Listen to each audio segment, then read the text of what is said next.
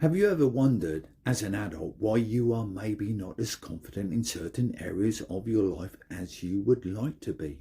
Maybe you feel there is something holding you back, something that's stopping you from becoming the person you want to be, but you can't quite put your finger on it. But it's there, and maybe it's been there for a while, and you then wonder where that belief came from. Well, what if I said to you now, it's not your fault that you feel this way? And what's more, it's never been your fault.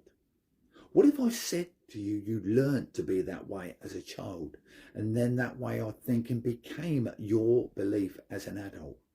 It became your reality. Or put it another way, you were conditioned as a child by well-meaning caregivers to be unworthy, or at least not as confident as you could be now. So I say again, it's not your fault. In fact, it's never been your fault. The blaming and the self-sabotage won't end until you realise it's not your fault, and it has never been your fault. Are you ready to go deeper? And as you go deeper now, just allow the new realisations to occur.